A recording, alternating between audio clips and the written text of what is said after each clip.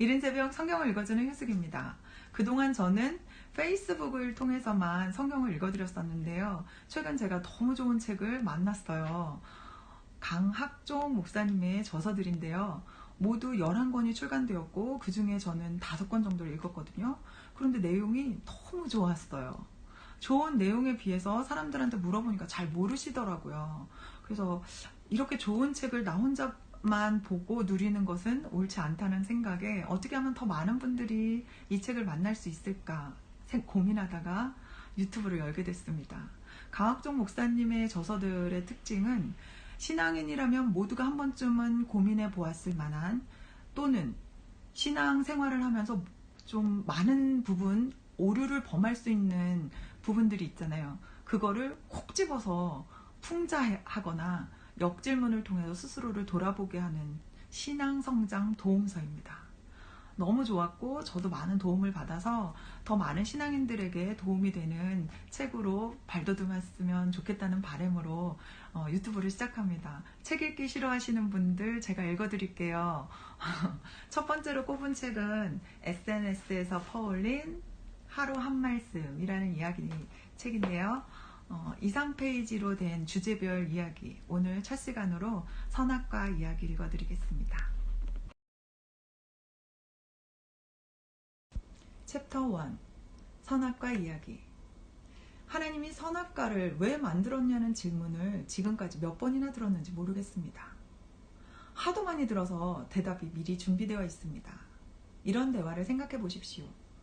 혹시 개고기 드세요? 아니요, 못 먹습니다. 왜요? 입에 안 맞으세요? 아니, 그건 아닌데. 그럼 왜요? 실은 없어서요. 어떻습니까? 없어서 못 먹는 것도 못 먹는 축에 드는 겁니까? 선악과를 먹고 싶은 마음은 굴뚝 같은데, 눈에 보이기만 하면 당장 먹을 것 같은데 없어서 못 먹었습니다. 그것도 선악과를 먹지 말라고 한 말씀에 순종한 것과 같은 가치를 가질까요? 선악과를 먹지 말라는 얘기가 선악과를 먹지 않은 상태를 유지하라는 뜻일까요? 선악과를 먹지 않는 수준이 되라는 뜻일까요? 당연히 상태가 아닌 수준입니다.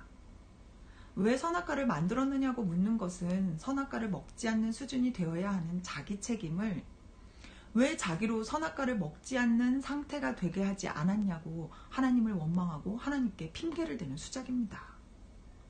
또 있습니다. 잠깐 에덴 동산을 상상해 보시겠습니까? 어떻습니까? 맑은 시내가 흐르고 아름다운 꽃이 만발하고 토끼와 다람쥐가 뛰노는 곳인가요?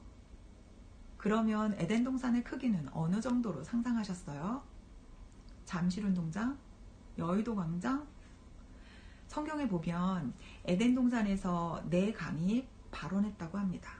비손, 기혼, 히데겔, 유브라데입니다. 서울을 중심으로 강 4개를 꼽으라고 하면 한강, 임진강, 소양강, 한탄강이 있습니다.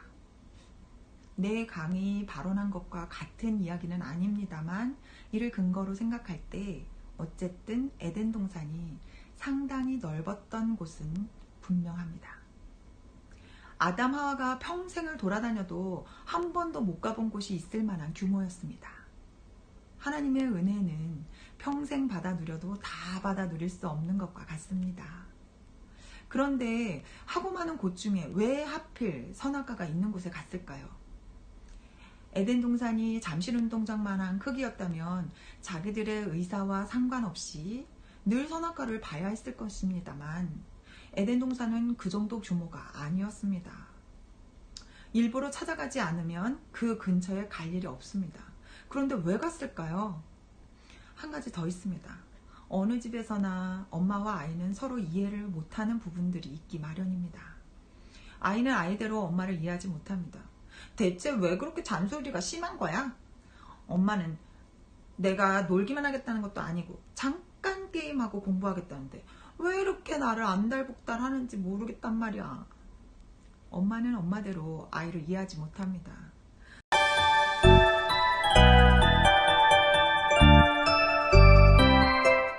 엄마는 엄마대로 아이를 이해하지 못합니다.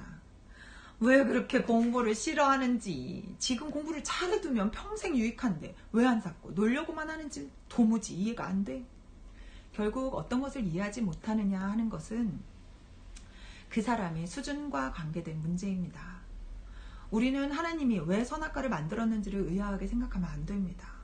왜 아담과 하와가 선악과를 먹었는지를 이해하지 못해야 합니다. 하나님이 먹지 말라고 했는데 왜 먹었단 말입니까? 하나님은 먹으면 죽는다고 했고 뱀은 죽지 않는다고 했으니 둘 중 누구 말을 믿어야 합니까? 창조주입니까? 피조물입니까? 대체 무슨 정신으로 하나님 말씀을 무시하고 뱀의 이야기를 들었단 말입니까?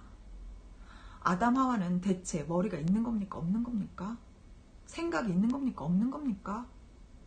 그런데도 아담과 하와가 왜 선악과를 먹었는지는 궁금해하지 않고 하나님이 왜 선악과를 만들었는지를 궁금해하게 여기는 이런 건 또 무슨 형무일까요? 뻔합니다. 선악과를 따먹은 자와 한 통속이기 때문입니다.